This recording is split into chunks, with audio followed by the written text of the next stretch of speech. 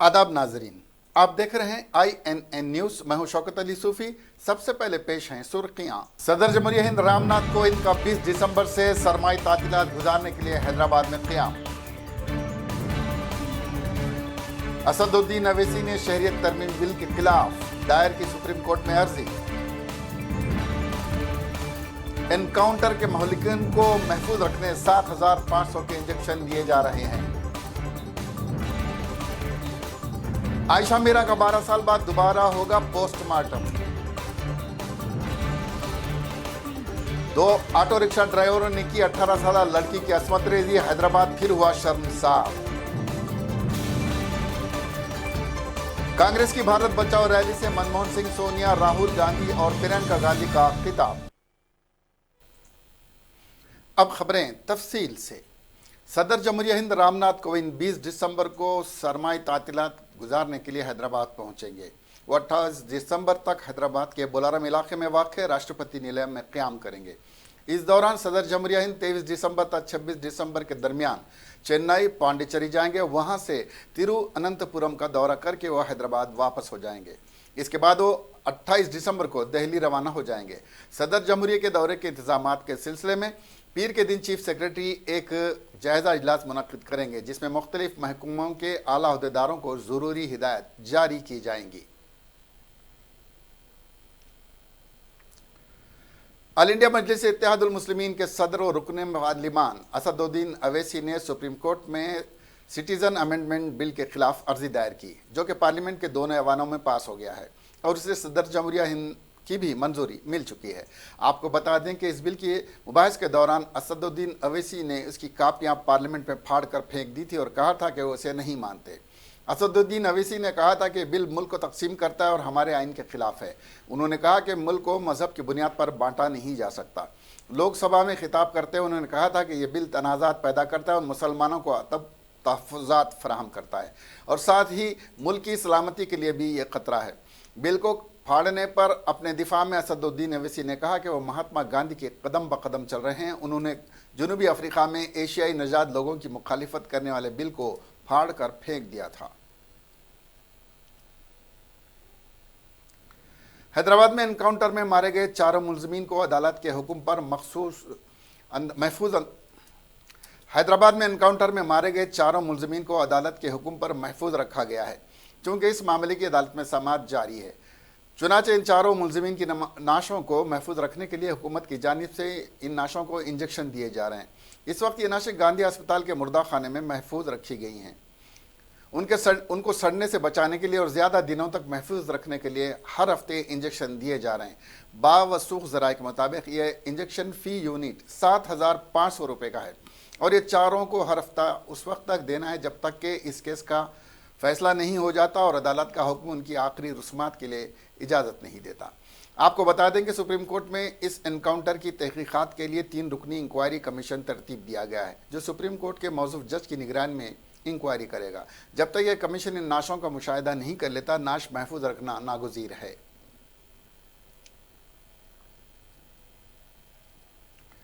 हैदराबाद में खातून डॉक्टर से इज्तिमाई आबरूरेज़ी के बाद कत्ल के मामले में आए रोज़ नए खुलासे हो रहे हैं। खातून डॉक्टर की जली हुई लाश की DNA रिपोर्ट से एक चौंका देने वाली बात सामने आई है। रिपोर्ट के मुताबिक हैवानियत के बाद मुलजिमीन ने डॉक्टर को ज़बरदस्ती शराब भी पिलाई थी। दरअसल वारदात के बाद पुलिस ने कहा था कि मुलजिमीन ने खातून डॉक्टर के साथ रेप और कत्ल करने से पहले ज़बरदस्ती शराब भी पिलाई थी। अब पोस्टमार्टम की फॉरेंसिक रिपोर्ट ने इस बात की तस्दीक कर दी है। DNA जांच से इस बात की भी तस्दीक हो गई है कि जाए वारदात पर पाए गए सिमिनल के दाग 4 मुलजिमीन के ही थे। बता दें कि वारदात के दिन मुतफिया खातून डॉक्टर की बीच रास्ते में स्कूटी ख़राब हो गई थी। सुनसान जगह गाड़ी ख़राब होने से वो डरी हुई थी। उसने अपने लवाकिन को फ़ोन करके इसकी इत्तला दी। बाद में इसका फ़ोन बंद मिला और फिर जली हुई लाश हालत में इसकी लाश बरामद हुई। 4 मुलजिमीन ने डॉक्टर के साथ इज्तिमाई आबरूरेज़ी करने के बाद कत्ल कर लाश को जला दिया था। हालांकि वारदात के 10 दिन बाद 4 मुलजिमीन को पुलिस ने एक तसादुम में मार गिराया था।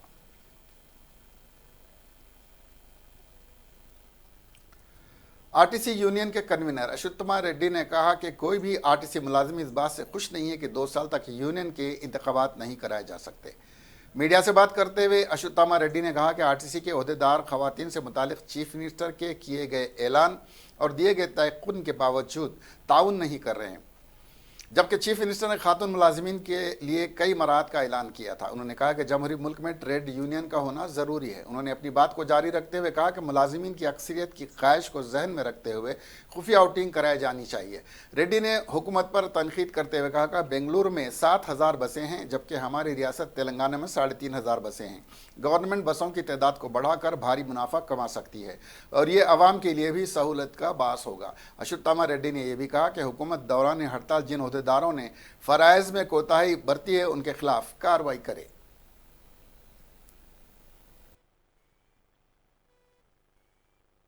ప్రజాస్వామ్య దేశంలో ట్రేడ్ యూనియన్ అన్నది ఎన్నికల ద్వారా ఎన్నికైన సంఘాలవి. మరి ఈ రోజు డిపోల్లో బలవంతంగా 2 సంవత్సరాలకు ఎన్నికలు వద్దని కార్మికులతో బలవంతంగా సంతకాలు చేపట్టడం, సీక్రెట్ బ్యాట్ ఎలక్షన్ పెట్టేయండి, యూనియన్లు ఉండాలన్నా వద్దన్నది కార్మికుల లోపల తెలిస్తే మంచిది. లేబర్ కమిషనర్ గారు చాలా స్పష్టంగా ఇచ్చారు. మళ్ళీ ఎన్నికలు జరిగే వరకు గుర్తింపు సంఘానికి అన్ని సదుపాయాలు ఉంటాయి, ఆర్టీసీలో ఒక ప్రశాంతమైన వాతావరణం ఉంటుందని మేము భావించాం. కానీ ముఖ్యమంత్రి గారు చెప్పిందేదో కానీ వీళ్ళ అధికారులు చీటికి మాటికి చిన్న చిన్న దాంట్లో కూడా కార్మికులను వేధిస్తూ కార్మిక నాయకులను వేధిస్తూ చర్యలు చేపడుతున్నారు. వీళ్ళు టోటల్ గా మహిళా కండక్టర్ల యొక్క మరి అభిష్టానికి వ్యతిరేకంగా అందరినీ ఏకపక్షంగా ఫస్ట్ షిఫ్ట్ డ్యూటీలు వేసి ఈ రోజు మహిళలకు ఇబ్బంది చర్యలు గురి చేస్తున్నారు. ప్రభుత్వం వెంబడే చేపట్టి ఈ 15 రోజుల్లో జరుగుతున్న పరిణామాలను సేకరించి ఎవరైతే తప్పు చేస్తున్నారో అధికారులపై చర్యలు తీసుకొని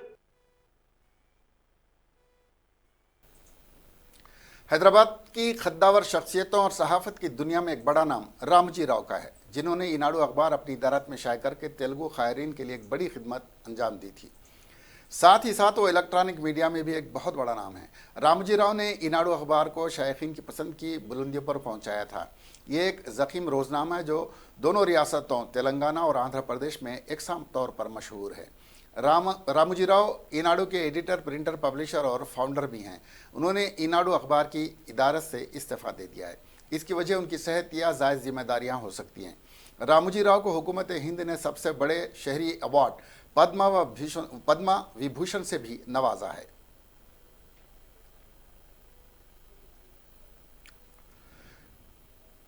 लेजिस्लेटिव काउंसिल के विप भानु प्रसाद ने कहा कि हुकूमत के फलाही काम कांग्रेस पार्टी को दिखाई नहीं दे रहे हैं। मीडिया से बात करते हुए उन्होंने कहा कि अगर हुकूमत काम नहीं करती तो अवाम कांग्रेस को वोट देती। हुजूर नगर में अवामी सबक सिखाने के बाद भी कांग्रेस कायदीन अकल ठिकाने नहीं आई है। उन्होंने कहा कि बीजेपी तकसीम बिल से मुताल्लिक़ और इसकी अदम अमल आवारी पर एक बार फिर बात नहीं की है। बीजेपी कायदीन शराबबंदी की बात करना मज़ाक़ खेज़ है। उन्होंने कहा कि बीजेपी ज़ेर इक़्तिदार रियासतों में पहले शराबबंदी से मुताल्लिक़ बिल मंजूर करें, इसके बाद मुतालबा करें। उन्होंने कहा कि हुकूमत तमाम प्रोजेक्ट के लिए शफाफ अंदाज में टेंडर तलब कर रही है। बीजेपी गैर ज़रूरी इल्ज़ामात लगाना बंद कर दे, वरना अवाम सबक सिखाएंगे।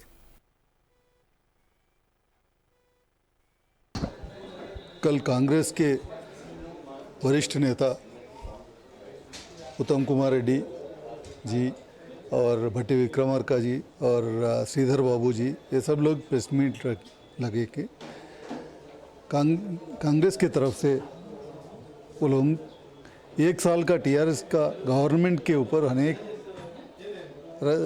डिफरेंट टाइप्स का जो है वो लोगों का एक्सप्रेस करे सो है। उसमें बीजेपी की तरफ से भी श्री लक्ष्मण जी, बीजेपी का जो अध्यक्ष है लक्ष्मण जी, भी अपना राय बताया सो है। मगर यहाँ पे देखने का और चीज़ ये है कि आवाम, तेलंगाना के आवाम जो है वो टीआरएस के पक्ष में है, टीआरएस के साथ है और केसीआर जी के साथ है। जब आवाम टीआरएस के साथ है, टीआरएस के गवर्नमेंट के साथ है, आप लोग जो बात कर रहे उसके ज़िक्र करने के लिए, उसके तरफ देखने के लिए, उसके तरफ सोचने के लिए तेलंगाना का आवाम तैयार नहीं है। तेलंगाना का जितना भी आवाम है वो उन सब को मालूम है कि 1 साल के अंदर केसीआर जी ने क्या क्या कर दिखाया है। अगर देश के अंदर जितना भी स्टेट्स है, दूसरा मुल्क जो है वो मुल्क में वहाँ पे कांग्रेस, कुछ मुल्कों में कांग्रेस का गवर्नमेंट है, कुछ मुल्कों में बीजेपी का गवर्नमेंट है, वहाँ पे कैसा राज चल रहा है और तेलंगाना में टीआरएस पार्टी का कैसा राज चल रहा है, केसीआर जी का कैसा राज चल रहा है, ये लोग जानते हैं। और लोग देख रहा है कि यहाँ पे कैसा डेवलपमेंट हो रहा है, कैसा गवर्नमेंट के तरफ से जो भी फंड्स जो आ रहे उसका यूटिलाइजेशन कैसा हो रहा है, ये सब लोगों को समझ में आ रहा है। तो ऐसा नहीं सोचिए कि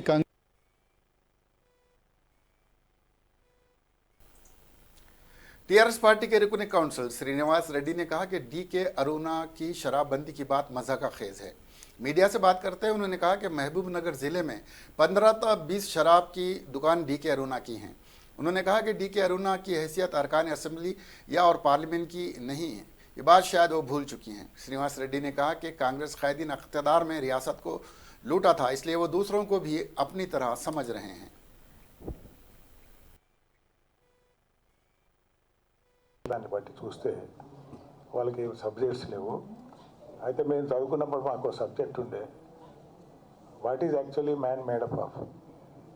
actually man made up of 3 factors: jeans, environment and response.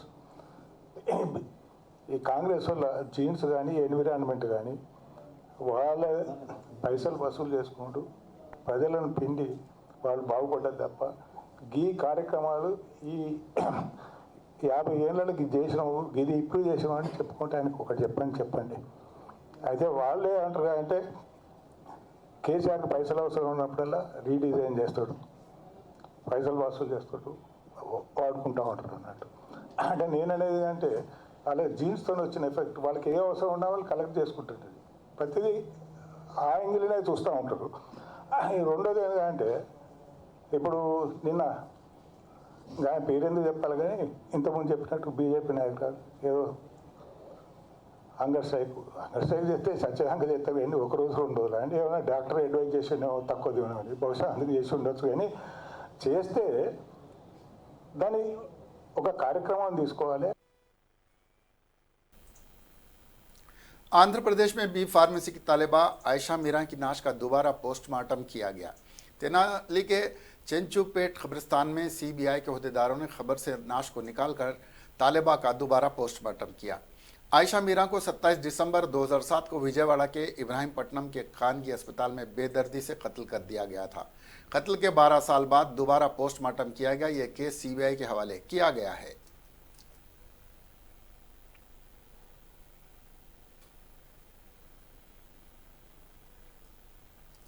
Hyderabad के हाशिमाबाद इलाके में जो कि चंद्रायन गुट्टा में वाक़ है, 2 ऑटो रिक्शा ड्राइवर्स ने एक 18 साल लड़की की असमत रिजी कर दी, जिसके बाद पुलिस ने इन दोनों को गिरफ्तार कर लिया। यह वाक़या 8 दिसंबर का है, लेकिन जुमा को इसके बारे में उस वक्त मालूमात हुई जब मुतासिरा के वालिद ने पुलिस स्टेशन में शिकायत दर्ज करवाई। इस शिकायत में मुतासिरा और उसकी 10 साला बहन ने बताया कि वो अपनी दादी के घर से वापस हो रही थी और रास्ता भूल गई थी। तभी ऑटो ड्राइवर अनवर और फिरोज ने उन्हें ये कहकर कि उनके घर छोड़ आएंगे अपने ऑटो में बिठा लिया और अपने घर लेकर चले गए, जिस पर उनकी मां ने डांट डपट की और कहा कि लड़कियों को उनके घर छोड़ आएँ। फिरोज ने लड़कियों को घर छोड़ने के बजाय एक लॉज में लेकर गया और जब छोटी लड़की सो रही थी तो उसने 18 साल लड़की की असमत रेजी कर दी और इसके बाद उन्हें फलकनुमा स्टेशन के पास छोड़कर फरार हो गया। इसके बाद वो लड़कियां किसी तरह अपनी दादी के घर पहुंची और अपने वालिदैन को इत्तला दी और इनके सामने सारा माजरा कह सुनाया। उसके बाद वालिदैन पुलिस स्टेशन से रजू हुए और उन्होंने इस दर्दनाक वाक़े की पुलिस में शिकायत दर्ज की। दोनों खातियों को पुलिस ने गिरफ्तार कर लिया है।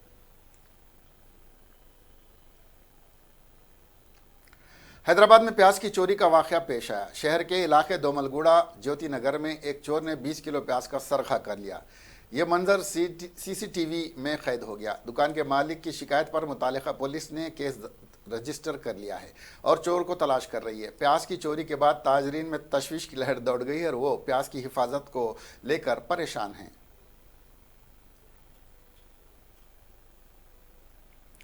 तेलंगाना में महकमे सेहत व ख़ानदानी बहबूद की जानिब से स्वाइन फ्लू से बचने के लिए अवाम में शऊर बेदार करने हैदराबाद के मुख्तलिफ सरकारी दवाखानों, स्कूलों और अवामी मकामात पर पोस्टर चिस्पा किए गए हैं। पुराने शहर में भी इस तरह के पोस्टर जगह जगह चिस्पा किए गए हैं, लेकिन ये पोस्टर सिर्फ तेलुगु ज़बान में हैं, जिसकी वजह से पुराने शहर के अवाम में हुकूमत के इस इक़दाम पर नाराज़गी देखी जा रही है। पोस्टर में स्वाइन फ्लू से मुतालिक तमाम मालूमात फराहम की गई हैं। स्वाइन फ्लू की एक अलामत हैं, इससे किस तरह महफूज रहना चाहिए, स्वाइन फ्लू से मुतासिर अफराद को किस तरह का इलाज करवाना चाहिए, लेकिन सिर्फ तेलुगु ज़बान में पोस्टर की तबाह से पुराने शहर के अक्सरती अवाम को इससे मुश्किलात पेश आ रही हैं। बाज़ लोगों ने हुकूमत से मुतालबा किया है कि उर्दू ज़बान में भी इन पोस्टरों को तबाह कराएं ताकि उर्दू जानने वालों को मालूमात हासिल हो सकें। उर्दू रियासत की दूसरी सरकारी ज़बान है।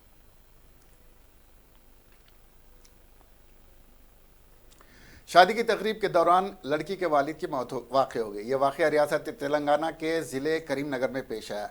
जमीकुंटा से ताल्लुक़ रखने वाले एमदास की बड़ी बेटी की शादी थी। वो शादी की तकरीब के मौके पर बारात में रक़्स कर रहा था कि अचानक गश खाकर गिर पड़ा। उसे इलाज के लिए खानगी अस्पताल ले जाया गया, जहां उसकी मौत वाक़ हो गई। दुल्हन के बाप की मौत के साथ ही शादी के घर में गम की लहर दौड़ गई। मज़ीद तफसीलात का इंतज़ार है।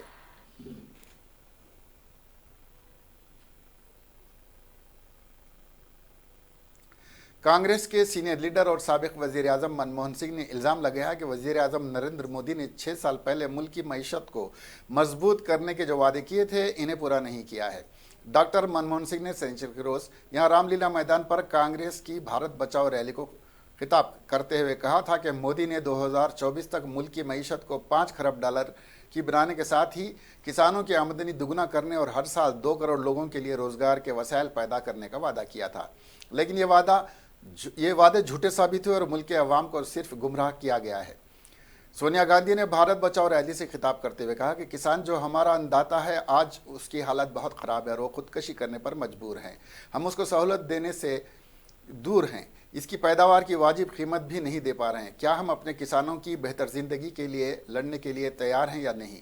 सोनिया गांधी ने मज़दूरों के मसाइल उठाते हुए कहा कि हमारे मज़दूर इतनी मेहनत करते हैं लेकिन उनको 2 वक्त की रोटी नहीं मिलती।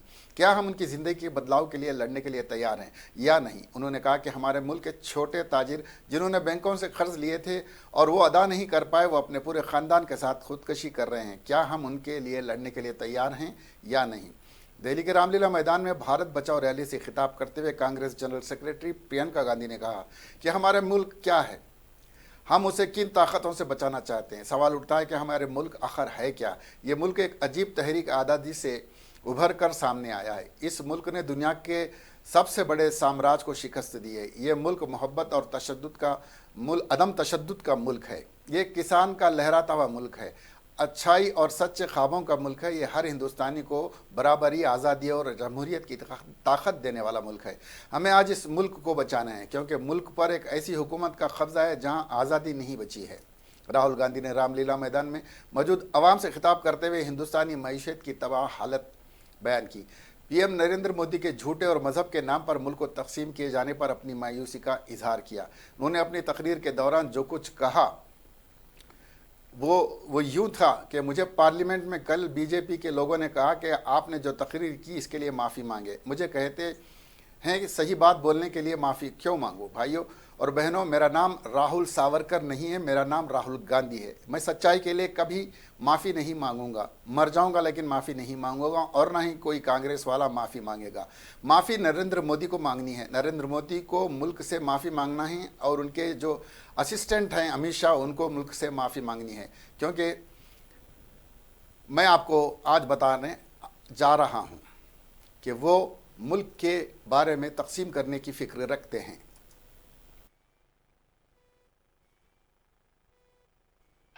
मोदी शाह के सिर्फ एक ही लक्ष्य, उनका राजनीति की परवाह है। उनका एक ही संकीर्ण एजेंडा है, लोगों को लड़वाओ और असली मुद्दों को छुपाओ। तो भाई और बहनों, नाइंसाफी सहना सबसे बड़ा अपराध है।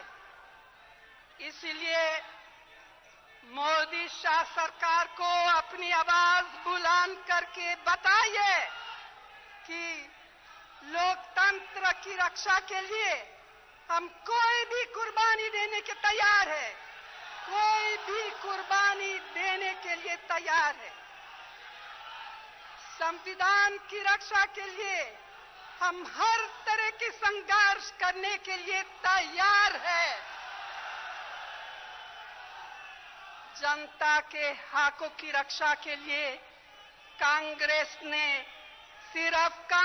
ने हमेशा लड़ाई लड़ी। आज भी कांग्रेस पार्टी पीछे हटने वाले नहीं है।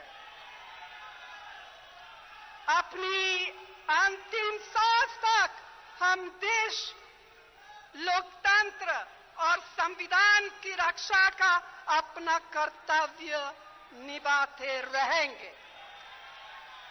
तो भाई और बहनों, इन्हीं शब्दों के साथ मैं दूर दूर से यहाँ आने के लिए आप सभी को दिल से, आप सबको दिल से धन्यवाद देती हूँ। धन्यवाद। जय हिंद, जय हिंद, जय हिंद। धन्यवाद।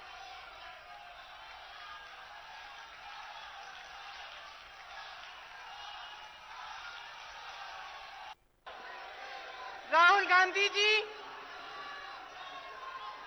मेरे नेता,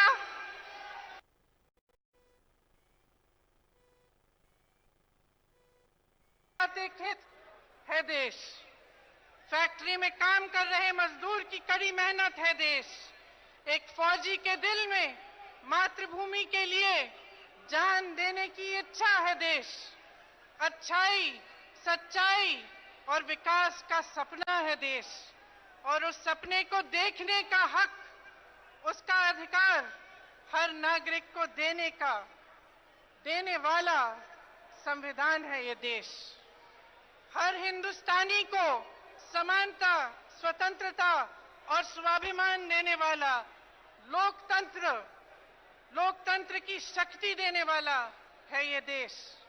हमें इस देश को बचाना है, क्योंकि आज इस भारत में एक ऐसी सरकार और विचारधारा का साया छाया है जिसके जरिए न समानता का अधिकार बचा है, न एक स्वतंत्र और स्वाभिमानी भविष्य का। कुछ सालों पहले हमारे देश की अर्थव्यवस्था ऐसी गति से बढ़ रही थी कि दुनिया हमारे तरफ देखने लगी।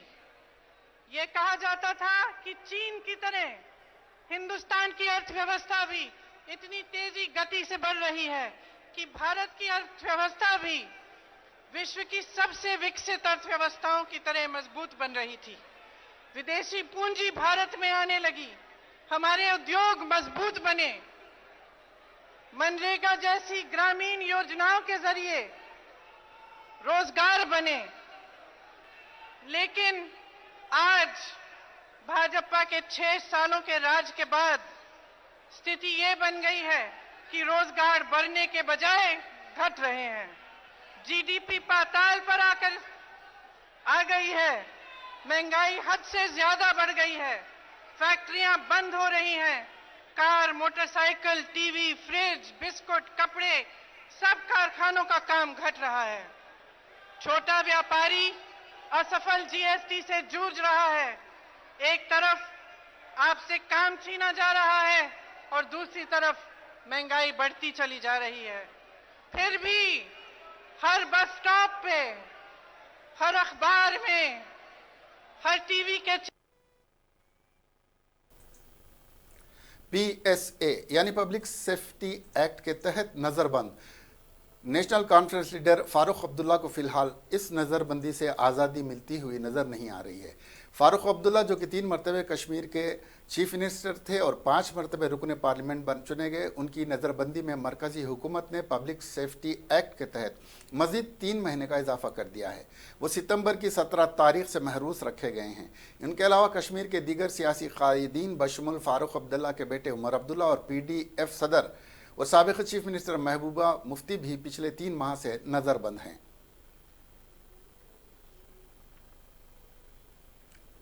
बीजेपी रहनुमा और मेंबर पार्लियामेंट मेनका गांधी ने अपने बेटे वरुण गांधी के साथ हफ्ते के रोज़ कांग्रेस के आजानी रहनुमा संजय गांधी की बरसी के मौके पर खिराज अकीदत पेश किया। संजय गांधी, जो 14 दिसंबर 1946 को पैदा हुए थे, साबिक़ वज़ीर आज़म इंदिरा गांधी के छोटे बेटे थे। 23 जून 1980 को नई दिल्ली के सफदरजंग हवाई अड्डे के करीब हवाई हादसे में फौत हो गए। वो दिल्ली फ्लाइंग क्लब का नया तैयारा उड़ा रहे थे और अपने दफ्तर पर एक एरोबेटिक मश्क का मुजाहरा करते हुए जब उसका कंट्रोल खो गया तो गिर कर तबाह हो गया। मेनका गांधी सुल्तानपुर से लोकसभा रुकने पार्लियामेंट है, जबकि वरुण गांधी उत्तर प्रदेश से पीलीभीत से रुकने पार्लियामेंट है। मेनका वज़ीर-ए-आज़म नरेंद्र मोदी की क़ियादत वाली हुकूमत के पहले दौर में वज़ीर बराए ख़वातीन और बच्चों की तरक्की की वज़ीर रह चुकी हैं।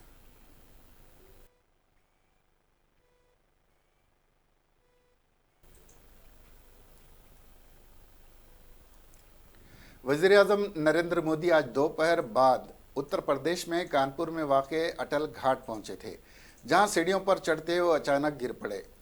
इस वाक़े का वीडियो सोशल मीडिया पर वायरल हो रहा है। सोशल मीडिया पर शेयर हो रहे वीडियो में साफ देखने को मिल रहा है कि वो अचानक गिर पड़े और उन्हें उनके साथ चल रहे सिक्योरिटी गार्ड्स ने फ़ौरन उठाया। इस वीडियो की तस्दीक भी हम नहीं कर सकते।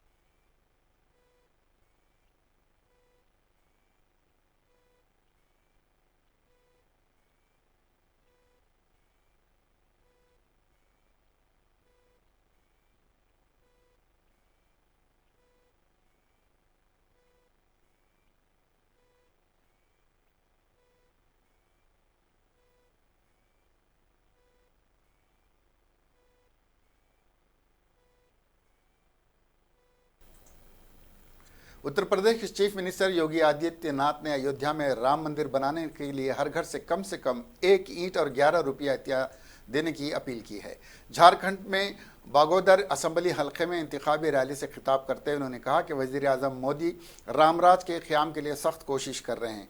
कश्मीर में आर्टिकल 370 को मनसूख कर दिया गया। लोग अब कश्मीर, लद्दाख और जम्मू का दौरा करते हुए वहाँ की मंदिर विष्णु देवी और बाबा अमरनाथ के दर्शन कर सकते हैं। वहाँ ज़मीनें खरीदी जा सकती हैं। सिर्फ मोदी ने ही आवाम को ये हक दिया है। कौमी दारुल हुकूमत दिल्ली में आज सुबह एक और ज़बरदस्त आग लगने का वाक़या पेश आया। मंडका इलाके में प्लाईवुड के गोदाम में भयानक आग लग गई। आग के शोले भड़क कर मुखालिफ सिमत में वाक़ बल्ब फैक्ट्री तक पहुंच गए। आग बढ़ने के साथ ही मुकामी लोग खौफ ज़दा हो गए। ये हादसा आज सुबह 5 बजे के बाद पेश आया, जिस पर फायर फाइटर्स और फायर इंजन के अमले को तलब कर लिया गया। 21 फायर इंजनों की मदद से आग पर काबू पा लिया गया। फायर हुकाम ने बताया कि इस हादसे में कोई जानी नुकसान नहीं हुआ है। गुज़िश्ता हफ्ते दिल्ली की अनाज मंडी में आग लगने के बाद 43 लोग की जान गई थी। एक हफ्ते के अंदर आग लगने के दूसरे वाक़े पर अवाम में खौफ पाया जाता है। सेव इंडियन फैमिली फाउंडेशन ने तशवीश का इजहार किया है कि मुल्क में रोज़ाना मर्द मुतासरीन की तादाद बढ़ती जा रही है। जिस तरह ख़वातीन का कमीशन है, इसी तरह मर्दों के लिए भी कमीशन बनाने का फाउंडेशन मुतालबा करती है। फाउंडेशन के सदर राजेश वकारिया ने कहा कि हमारे मुल्क में जानवरों के तहफ़्फ़ुज़ के लिए कमीशन है, लेकिन मर्दों के लिए कोई कमीशन नहीं है। तो ऐसी सूरत में बीवियों के जुल्म का शिकार मर्द हजरात कहाँ शिकायत दर्ज करवाएंगे। उन्होंने कहा कि ख़वातीन के लिए 48 क़वानीन मौजूद हैं, मर्दों के लिए कोई कानून नहीं है।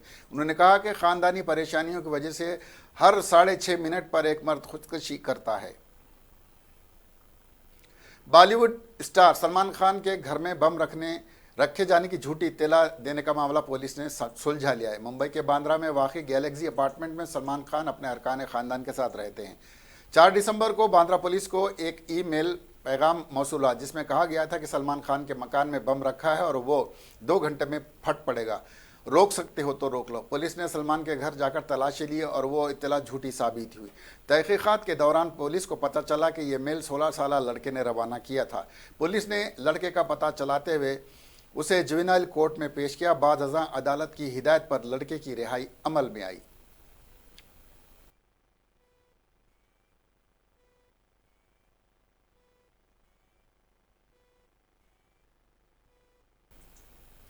आखिर में सुर्खियां एक बार फिर। सदर जमहूरिया हिंद रामनाथ कोविंद का 20 दिसंबर से सरमाई तातीलात गुजारने के लिए हैदराबाद में क़याम। असदुद्दीन अवैसी ने शहरियत तरमीम बिल के खिलाफ दायर की सुप्रीम कोर्ट में अर्जी। एनकाउंटर के महलिकिन को महफूज रखने 7,500 के इंजेक्शन लिए जा रहे हैं। आयशा मीरा का 12 साल बाद दोबारा होगा पोस्टमार्टम। 2 ऑटो रिक्शा ड्राइवरों ने की 18 साल लड़की की असमत रेजी। हैदराबाद फिर हुआ शर्मसार। कांग्रेस की भारत बचाओ रैली से मनमोहन सिंह, सोनिया, राहुल गांधी और प्रियंका गांधी का खिताब। अब हमें दीजिए इजाजत। देखते रहिए INN चैनल। खुदा हाफिज।